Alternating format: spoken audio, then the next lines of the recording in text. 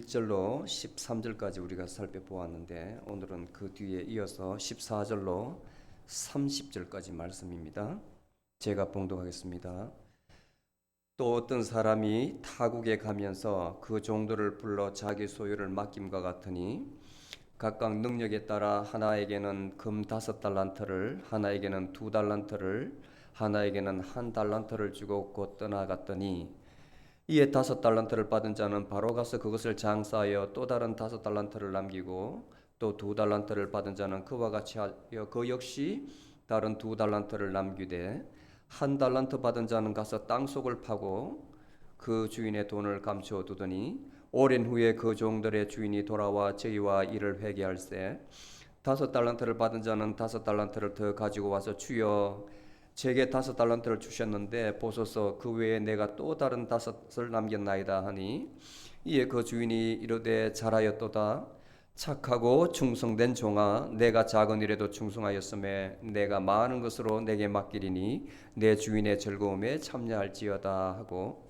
2달란트를 받은 자가 와서 주여 제게 2달란트를 주셨는데 보소서 그 외에 내가 2달란트를 더 남겼나이다 하니 그 주인이 이르되 잘하였도다 착하고 충성된 종아 내가 작은 일에 충성하였음에 내가 많은 것으로 내게 맡기리니 내 주인의 즐거움에 참여할지어다 하고 1달란트를 받은 자가 와서 말하기를 주여 당신은 굳은 사람이라 심지 않은 데서 거두고 뿌리지 않은 데서 모으는 줄을 내가 아는고로 내가 두려워하여 나가서 당신의 달란트를 땅속에 감추어 두었나이다 보소서 당신의 것을 받으소서 하니 그 주인이 대답하되 악하고 게으른 종아 나를 심지 않은 데서 거두고 뿌리지 않은 데서 모으는 줄로 내가 알았으니 그러면 내가 마땅히 내 돈을 취리하는 자에게 두어 내가 돌아올 때에 내 본전과 이자를 받게 해야 했으리라.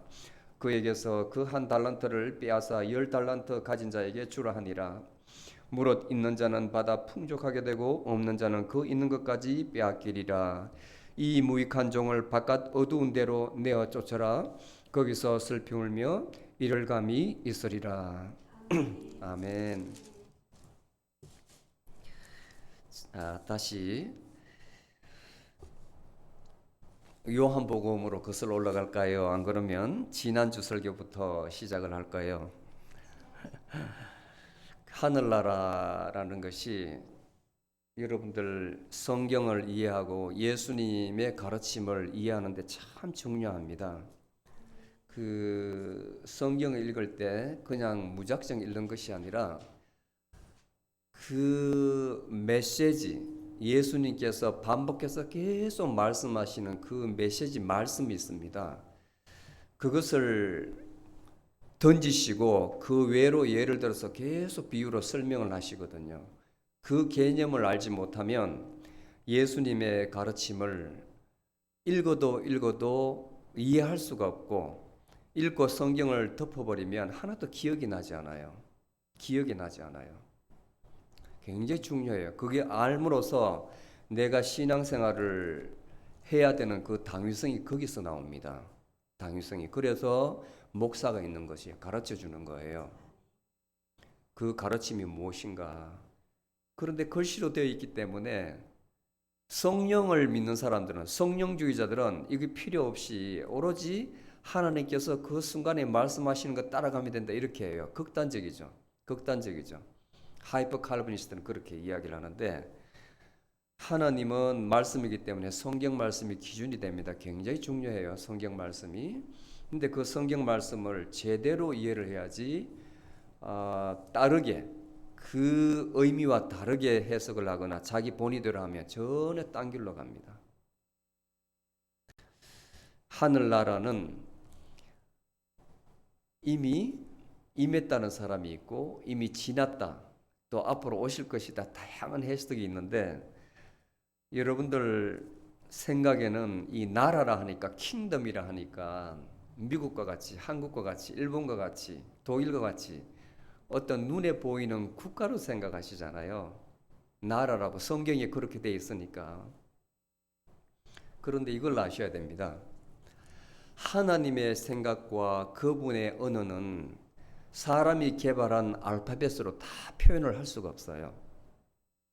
한국말이든 그리스어든 히랍어든 또는 히브리어든 영어든 그 말을 완벽하게 다 표현할 수가 없어요. 그렇기 때문에 그 한계 때문에 같은 하나님 말씀인데도 영어 버전을 봐요. 얼마나 다양하게 나와요. 만약에 동일하게 표현할 수 있다면 성경책이 하나겠죠, 하나. 영어 성경책이 하나겠죠, 하나. 그런데 그 사람마다 해석하는 사람마다 다양하게 해석을 하니까 내가 옳다 해서 아메리칸 스탠다드 버전이 나오고 또 내가 옳다 해서 가장 언어에 근접하다 해서 뉴 아메리칸 스탠다드 버전이 또 나오고 또 어떤 사람은 킹 제임스 버전이 가장 옳다 이것만이 진리다 해서 킹 제임스 버전을 또 고수하는 사람이 있고 저마다 틀려요. 저마다. 그런데 그것보다도 그 안에 있는 메시지, 예수님께서 하시고자 하는 말씀을 정확하게 인식하는 것이 중요하다. 그 점을 꼭 깨우쳐야 됩니다. 우리 계시록에서 하나님 나라를 말씀을 드렸어요. 하나님 나라. 그리고 심판에 대해서 베드로후서 3장 1절로 13절 말씀을 예를 들어서 향후에 다가올 심판에 대해서 말씀을 했고 그리고 이사야서 65장 17절에서 25절 말씀으로 새 땅과 심판 후에 올 새 땅과 새 하늘에 대해서 말씀을 드렸습니다. 그리고 지난주에는 열처녀. 그런데 열처녀 비유할 때 그 앞에 뭐가 있냐면 하늘나라는 이렇게 나와요. 하늘나라. 그렇죠. 하늘나라는 마치 각각 등을 들고 신랑을 맞으러 나간 열처녀와 같더라. 하늘나라는. 비유가 좀 이상하죠. 여러분들 글로 보니까 그냥 지나가잖아요. 곰곰이 생각해 봐요. 예를 들어 그 앞에 대입을 시켜서 미국은 마치 각각 등을 들고 신랑을 맞으러 나간 열처녀와 같다 이러면 여러분 어떻게 생각해요?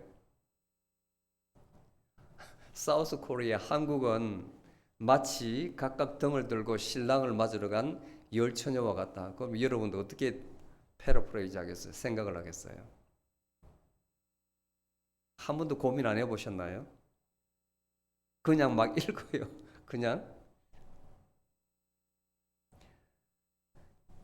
이게 여기서뿐만 아니라 이 하늘나라에 대해서 예수님께서 마태복음 앞에 13장에 계속 부단히 지금 여기서 말하는 것이 오늘 본문까지 포함해서 9번을 계속 말씀하세요. 비유로 9번.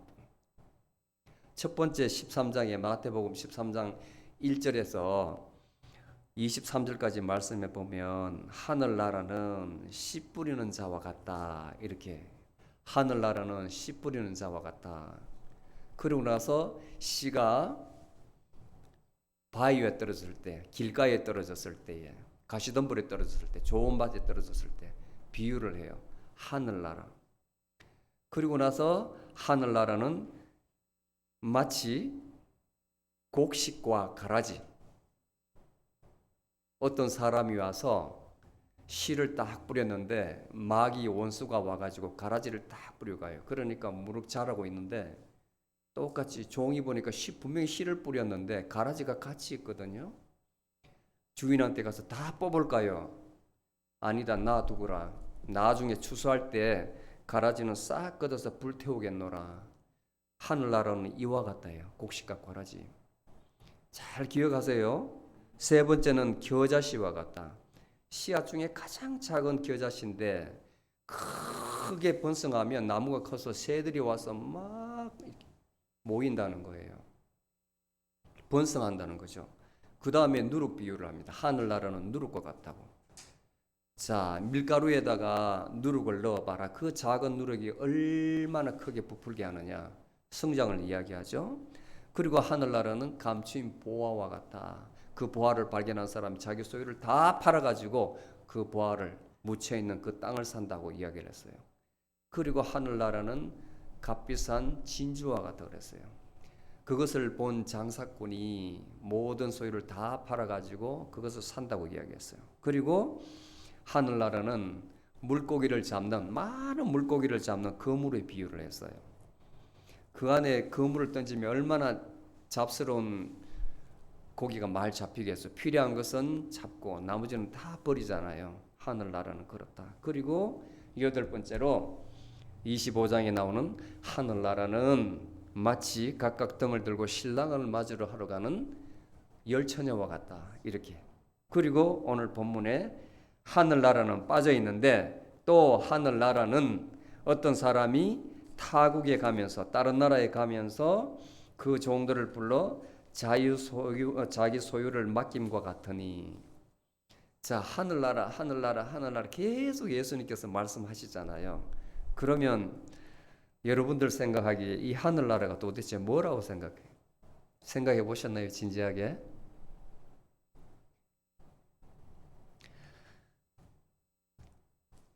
제가 답을 가르쳐 드릴 테니까 여러분들에게 특별히 가르쳐 주는 겁니다. 다른 것은 다 잊어도 잊지 마세요. 다른 사람한테 가르쳐 주지 마세요. 자, 예수님께서 이 표현을 쓰신 이유는 예수님께서 왕이라는 뜻이에요. 왕. 하나님께서 이 땅을 다 지으셨거든요. 온 천지를 다 지으셨는데 heaven과 earth, 땅을 다 지으셨는데 지으셨다면 그것을 다스리는 사람이 있잖아요. 하나님께서 왕이신 거예요. 왕이신 거예요. 그런데 인간의 표현으로 그 다스림을 왕이라 표현하면 우리가 이해하기 쉽기 때문에 킹으로 쓰는 겁니다. 하나님께서는 하나님이세요. 모든 전지전능하신 하나님이세요. 그 자체 하나님이신데 인간의 표현으로 왕이라고 하는 거예요. 다 다스리시기 때문에. 이해가시죠? 오늘날 왕이 누굽니까? 대통령이잖아요. 대통령. 미국의 대통령이 행정권을 가지고 자, 트럼프 애미니스트레이션 또는 바이든 애미니스트레이션, 이 행정이라는 것은 다 집행한다는 거예요. 법을 입법부에서 만들면 그 법을 가지고 이 세상을, 이 땅을 통치하는 걸 말해요. 통치. 그러니까 옛날로 말하면 왕인 거예요. 왕. 사람이 지금 보트를 해가지고 대통령을 뽑았지 않습니까? 이 사람으로 하여금 우리를 다스리도록 정권을 부여한 겁니다. 킹이라는 것은 왕이라는 개념이에요. 왕. 자, 그러면 이거는 지금 테리토리 개념이잖아요. 영토 개념이잖아요. 영토. 사람과 영토, 영해, 영공을 다 다스립니다. 그런데 그 다음에 들어가서 사람은 영이 있는 존재, 영. 이 보이지 않는 이 영은 어떻게 다스리냐? 이 문제가 남아 있는 거예요. 이 문제가 하나님께서는 우리에게 이 코로 영을 주입하셨기 때문에 우리의 모든 영역을 다 지배하시는 거예요. 다 지배하시는 거예요. 그리고 창세기 49장에 보면 야곱이 죽을 때에 12아들에게 각각 축도 기도를 해주는데 그 중에서 유다에게 왕권을 줘요. 유다의 족속, the line of Judah, 유다의 계통에 왕권을 준다고 되어 있습니다. 왕권을. 근데 그 유다의 혈족 중에서 다윗이 나오고 다윗의 혈통 중에서 예수님이 나오시는 거예요. 예수님이 나오시는 거예요. 예수님께서 지금 이 순간에 왕이십니다. 왕. 우리 이 땅을 다 통치하시고 우리의 영혼까지도 지배를 하세요. 지배를. 요한계시록 보면 극명하게 잘 표현해 놨습니다. 요한계시록 5장에 보면 요한계시록 5장을 여러분들 성경을 펼쳐 보세요. 5장에 보면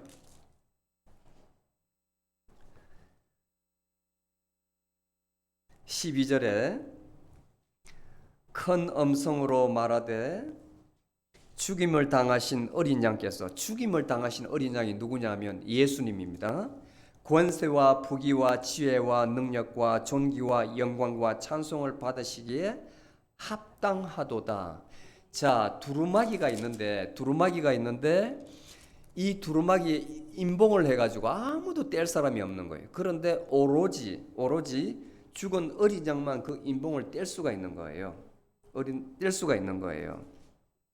내가 또 들으니 하늘 위와 땅 위와 땅 아래 바다에 있는 것들과 또 그 가운데 있는 모든 피조물이 대답하여 보좌에 앉으신 분과 어린 양에게 찬송과 존귀와 영광과 권세를 세세토록 돌릴지어다 하니 네 생물이 아멘하고 24장로는 엎드려 영원무궁 사시는 이에게 경배하더라.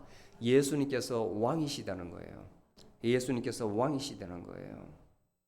그 10절에 보면 우리로 우리 하나님 앞에 왕들과 제사장으로 삼았으니 예수님을 하나님께서 예수님을 우리들의 왕, 제사장이라는 것은 우리를 위해서 돌아가심으로 우리를 구원해 주셨기 때문에 우리를 위해서 기도하시기 때문에 우리를 위해서 중보하시기 때문에 제사장이라 그러는 거예요. 이분을 통해서 하나님께서 예배를 받으시고 그분의 기도를 들어주셨기 때문에 우리들의 제사장이 되었다는 거예요. 예수님께서 우리들의 왕과 제사장으로 삼으셨으니 우리가 땅에서 다스리로다. 이분이 땅에서 다스리는 거예요.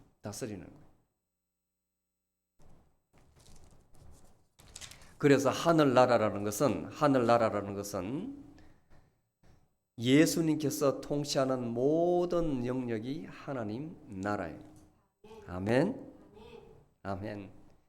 그것을 아셔야 돼요. 그리고 예수님께서 우리 마음까지도 통치하신다고 여러분들 믿으면 하늘나라가 우리 마음속에도 있는 거예요.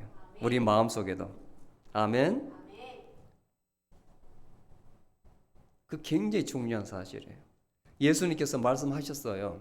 내가 왜 이 땅에 하나님께로부터 부르심을 받았느냐 또는 보내심을 받았느냐 그 이유를 성경에 분명히 나타내고 있습니다. 첫 번째는 하나님의 뜻을 이루기 위해서. 요한복음 12장 23절로 27절까지 나와 있습니다. 두 번째는 하나님 나라를 선포하기 위해서. 하나님 나라 Kingdom of God, Kingdom of Heaven을 선포하기 위해서. 누가복음 4장 43절에 가브나움에서 베드로의 장모님이 열병을 앓아 있는데 예수님께서 고쳐주셔요. 그래서 사람들이 예수님 떠나려 하니까 예수님 떠나지 마시옵소서 우리들과 함께 계속 계시옵소서 할 때에 예수님께서 내가 다른 동네도 가야 될 게 아니냐. 거기서 뭘 하시러? 하나님 나라 복음을 전파하여야 하니 내가 이 일로 보냄을 받았느니라. 하나님 나라 복음, 하나님 나라를 가르치기 위해서 보내심을 받았다. 분명히 예수님께서 스스로 말씀하고 계십니다. 그리고 세 번째 진리를 증거하기 위해서 보내심을 받았다 해요. 요한복음 18장 37절에 보면 빌라도가 내가 왕이냐? 그러니까 예수님께서 답변하기를 내가 말한 것 같이 내가 바로 그니라. 내가 바로 왕이라는 거죠. 내가 이를 위하여 났으며 내가 이를 위하여 세상에 왔나니 곧 진리에 대해서 증거함이로라. 너희들이 이 진리를 믿으면 나를 들을지로다. 진리를 증거하기 위해서 보내심을 받았다는 거예요. 그리고 하늘나라를 증거하기 위해서 보내심을 받았다는 거예요. 하나님의 뜻을 이루기 위해서 보내심을 받았다는 거예요. 성경이 증거하고 예수님께서 스스로 말씀을 하셨습니다. 자, 그렇다면 하늘나라의 결론은 뭐냐? 왕이 계신 것. 왕이 누구냐? 하나님이 계신 것.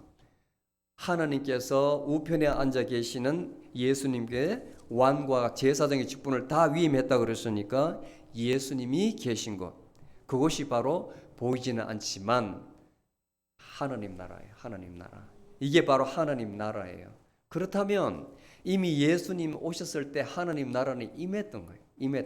지금도 하나님 나라는 있는 거예요. 그런데 우리가 바라는 것은 실질적으로 그 나라가 임하기를 원하지 않습니까? 그것은 예수님께서 재림하실 때에 새 땅과 새 땅이 이 나라에 다 이루어진다는 거예요. 이전 것은 다 없어지고 새 나라와 새 땅이 임한다는 그때에.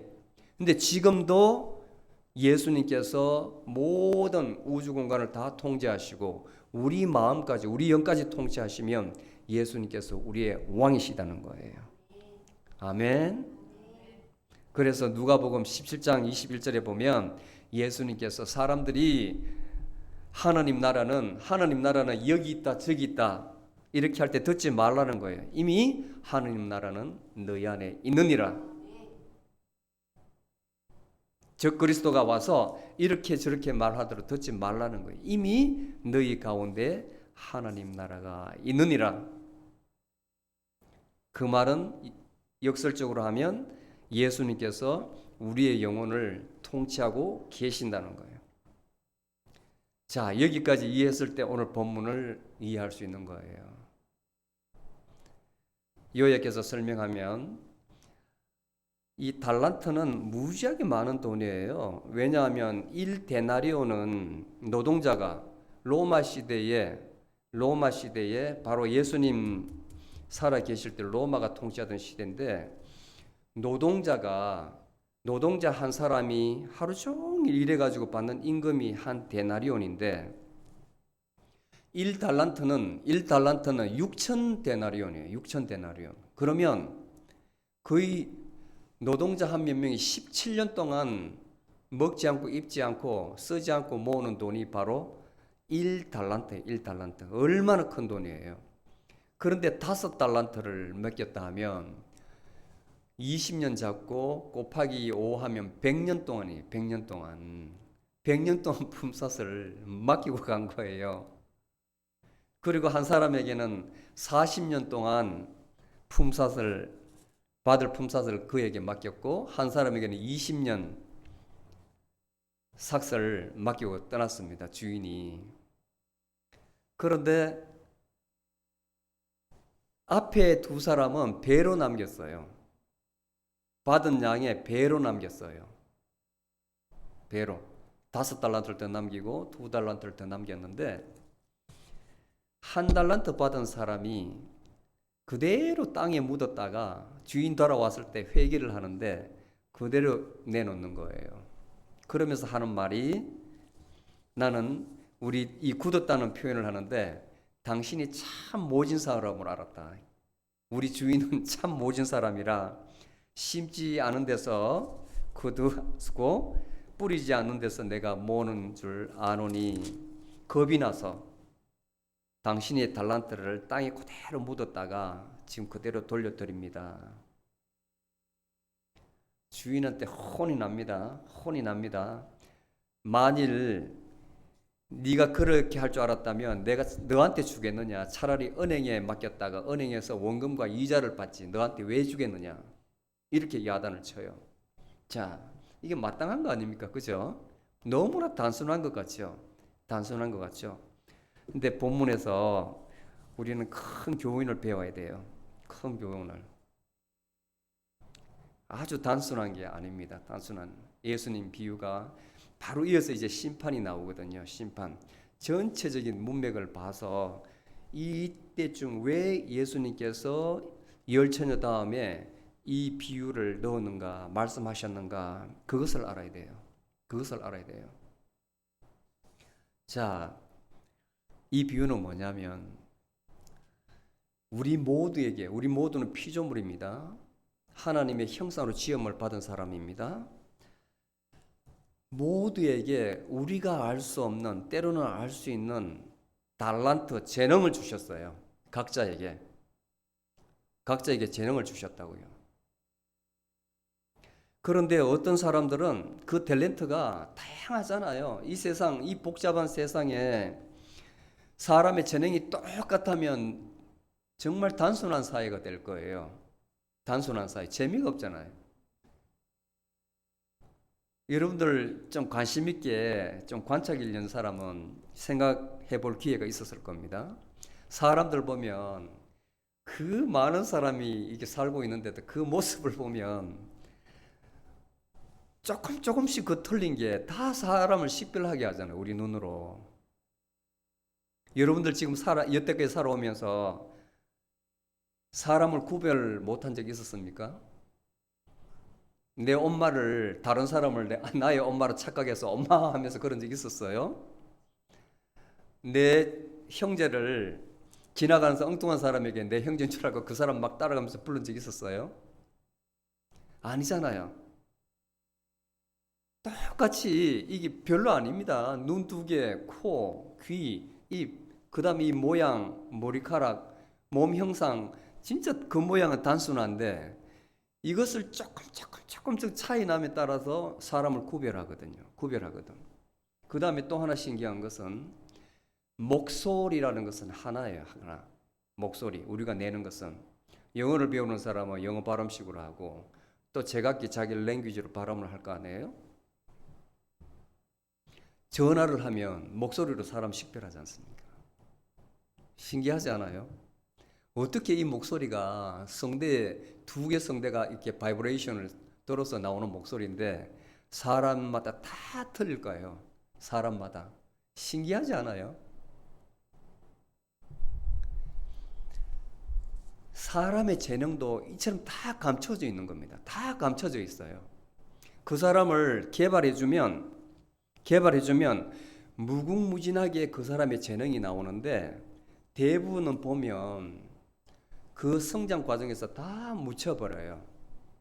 사람이 사람을 키우려다 보니까 다 묻혀버려요. 아기들 키울 때에 부모들의 가장 큰 역할은 물론 모유를 먹여서 애들 잘 먹여가지고 건강하게 육적으로 키우는 것도 중요하지만 가장 중요한 것은 앞으로 결혼할 우리 처녀들은 잘 들어야 돼요. 잘 전해야 돼요. 가장 중요한 것은 이미 아기를 키웠던 사람은 할 수 없는 거예요. 이제는 바꿀 수도 없어요. 아기를 잘 관찰해가지고 얘가 달란트가 뭐 있는가 그걸 발견해 주는 거예요. 자동적으로 따라갑니다. 여러분도 돌 때에 아기들 막 한상 차리잖아요. 떡도 놔두고 살도 놔두고 뭐 과자도 놔두고 돈도 놔두고 이런데 요즘 어른들은 애를 막 유도적으로 돈 잡으라고 난리인데 애들 실도 놔두고 그러는데 가만히 놔두면 내가 좋아하는 데 손이 가요. 어떤 애는 실을 잡아요. 그럼 장수한다 그러고 어떤 애들은 쌀을 잡는 애가 있고 어떤 애는 떡을 잡는 애가 있고 어떤 애는 과일 잡고요. 어떤 애는 돈을 잡고 놔둬야 되는데 어른들이 인위적으로 틀어가지고 돈 잡아라 해가지고 다들 부자 되라고 그러거든.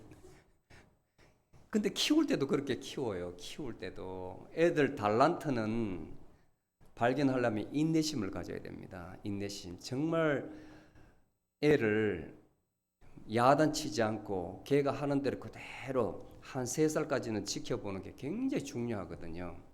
늦으면 7살까지 애가 이제 조금 7살 되면 미운 7살 해가지고 자아가 성숙하기 때문에 엄마한테 저항을 하거든요. 그 전까지 아기를 잘 관찰해요. 근데 대부분 어른들은 인내심이 없습니다. 못 참고 그냥 하려 그러면 탁 제지하고 엄마 원하는 대로 다 몰고 가요. 이거 해, 저거 해, 이거 해, 저거 해. 완전히 애들은 똑똑하시거든요. 그 사이에 애들 재능은 다 죽어버려요. 다 죽여버려요. 그리고 미운 7살 되면 그때부터는 미운 짓만 골라가면서 하거든요. 힘들어요. 그러다가 곧바로 12, 13살 사춘기 들었으면 이제부터는 끝이에요. 걔들만의 자아가 딱 형성됐기 때문에 이제는 고칠 수가 없습니다. 이미 애가 뭘 관심 있는지 요즘은 무조건 공부 잘하는 거잖아요. 공부하라고. 어른들 만만한 게 애들 보기 싫으면 들어가서 공부나 하라고 이렇게 이야기하잖아요. 얼마나 잘못된 교육인지 모릅니다. 교육이 어떻게 보면 이미 르네상스 시대에는 이 교육에 대해서 많은 지적이 있었습니다. 장자크 루소 같은 사람은 이 교육 때문에 인간을 망친다고 이야기했어요. 이미 원래대로 돌아가야 된다. 근성으로 본성으로 돌아가야 된다고 이미 이야기를 했다고. 근데 가만히 보면 동의하는 부분도 많아요. 과학 분야는 개발해야 되지만 그 본성을 죽이는 그것은 아닌 것 같아요. 사람마다 획일화된 똑같은 사람을 만들거든요. 똑같은 사람. 그러니 요즘 사회에서 공부 잘한다, 좋은 학교 나온다, 그것이 돈 많이 벌고 좋은 직장을 가지고 하는 그 길이다 생각하니까 그 공식이 똑같이 지는 거예요. 똑같이. 근데 이 사회가 건강하게 유지되려면 각자의 달란트가 골고루 같이 가야 됩니다. 같이 가야 됩니다. 교회도 마찬가지잖아요. 교회에 여기 예를 들어 100명이 있는데 100명 다 가르치고 목사한다 그러면 교회가 운영이 됩니까? 각자마다 달란트가 틀리거든요. 어떤 사람은 봉사하는 것 자발적으로 봉사하는 거 좋아하는 사람 있고, 어떤 사람은 발런티어로 교회를 관리하고 정비하는 거 좋아하는 사람 있고, 어떤 사람은 애들 가르치는 거 좋아하는 사람 있고, 어떠한 사람은 또 컴퓨터 조작하는 거 좋아하는 사람 있고, 다양한 달란트를 하나님께 주셨기 때문에 자기가 좋아하는데 임직을 하면, 보직을 맡기면 아주 열심히 해요. 열심히 해요. 계속 디벨롭 한다고. 더 낫게. 근데 내가 하기 싫은데 억지로 시켜봐요. 거기에 올 때마다, 교회 나올 때마다 불만이죠. 하기 싫은데. 가르치는 소질이 없는데 교사를 시켜놨어요. 뭐 준비하겠습니까? 그렇잖아요. 그래서 부모의 역할은 자식의 재능을 잘 발굴해서 거기에 맞게끔 뒤에서 스포트 해주면 그것만큼 빠른 게 없습니다. 하나님께서 우리에게 달란트를 줬어요. 달란트를. 자기가 모르는 달란트를 다른 사람이 알 수가 있어요. 또 본인도 본인이 알 경우도 있습니다. 자꾸 그렇게 관심이 가요. 관심이 가요. 내가 좋아하는 쪽으로. 털어도 그렇게 가요. 이미 딱 굳어 있기 때문에 그것을 여하이 예수님의 몸된 교회에 사용하느냐, 활용하느냐, 바로 그거예요. 그거. 작년인가 제가 유진이한테 전화 받았을 때에, 유진아, 너 교회 위해서 통역 좀 해주겠니? 그러니까 얼마나, 안 그래도 제가 교회를 위해서 뭔가 하고 싶었는데 목사님 말씀해 주셔서 굉장히 감사해요. 그 말하길래 제가 오히려 너무 고맙더라고요. 유진이 한국말도 잘하고 영어도 아주 잘하잖아요. 그런데 그것을 그냥 묵혀두는 것보다 외국인들 왔을 때에 통역해주면 본인도 능력이 개발되고, 그 다음에 듣는 미국 사람도 알지도 못하는 한국말 듣는다고 앉아있는 것보다는 통역해주면 은혜가 되잖아요. 바로 그런 거거든요. 그런 것. 여러분들도 오늘 본문에서 보세요. 하나님께서 나에게 주신 달란트를 알지 못해가지고 꾸지람 듣는 이 게으르고 악한 종이라고 꾸지람 듣는 사람 보세요. 문제가 뭐냐면 하나님을 몰랐다는 거예요. 본문에는 주인을 몰랐다는 거예요. 어떻게 몰랐느냐? 주여 당신은 굳은 사람이라, 성격이 아주 못된 사람이라. 주인은 그렇지 않은데 이 사람은 자기 나름대로 주인의 마음을, 의도를 해석해 가지고 이렇게 행동한 거예요. 이렇게 우리 믿는 사람으로 적용을 시키면, 우리가 하나님을 알지 못하면, 제대로 알지 못하면 똑같은 이와 같은 현상이 있고, 우리 재능을 땅에 딱 묻어버리고 나중에 심판날에 계산할 때에 악하고 이 게으른 종아 하면서 예수님께 혼이 난다는 거예요.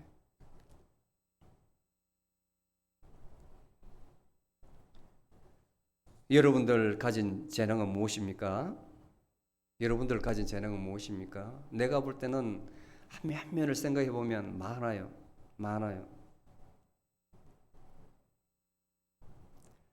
미국 여성 중에 헬렌 켈러라는 사람이 있습니다. 여러분들 다 들어보셨을 거예요.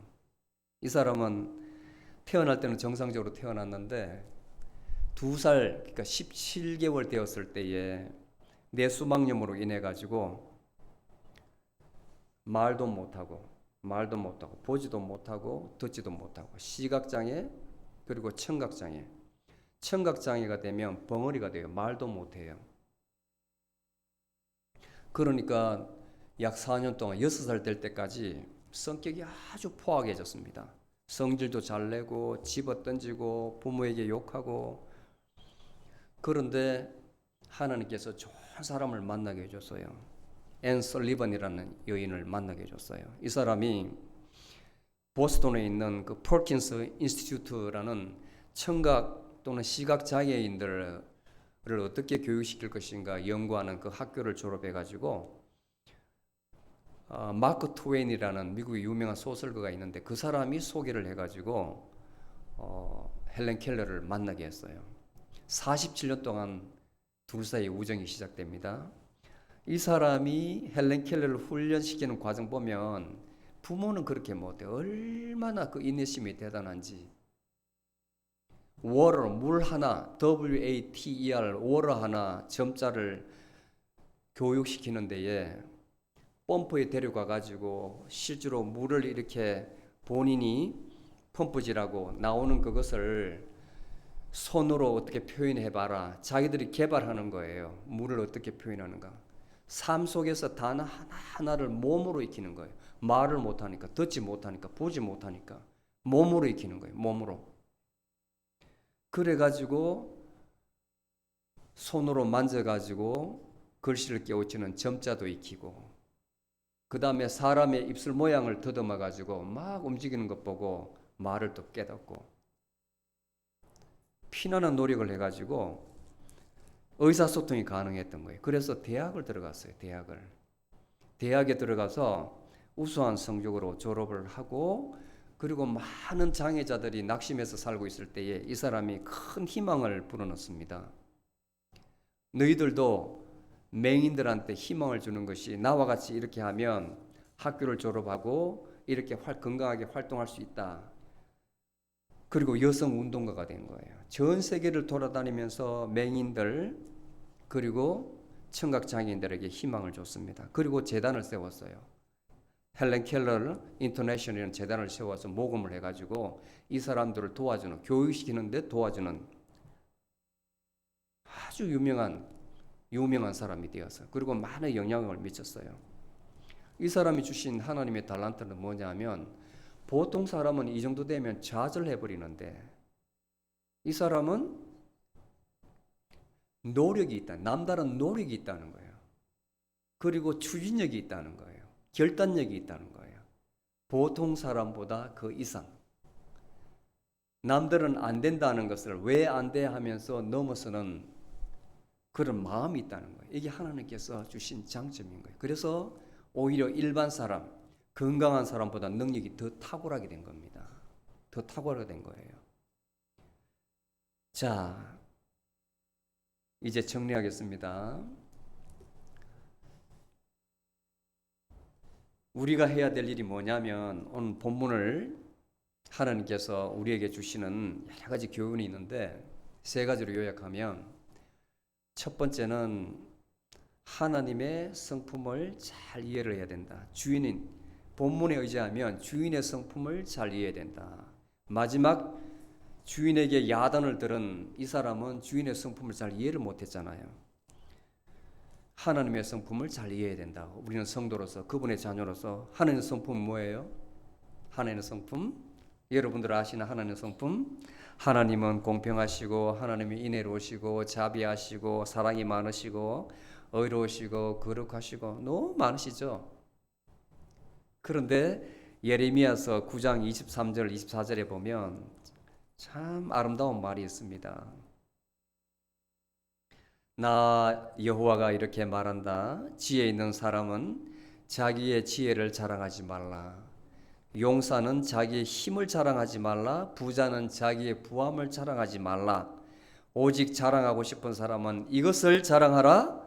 곧 나를 아는 것과 나 여호와가 긍휼과 공평과 공의를 세상에 실현하는 하나님인 것과 내가 이런 일을 하기를 좋아한다는 것을 깨달아 알만한 지혜를 가지게 되었음을 자랑하라.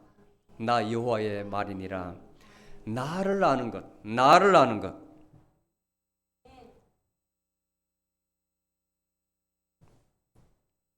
나를 아는 것을 자랑하라 했어요. 나를 아는 것.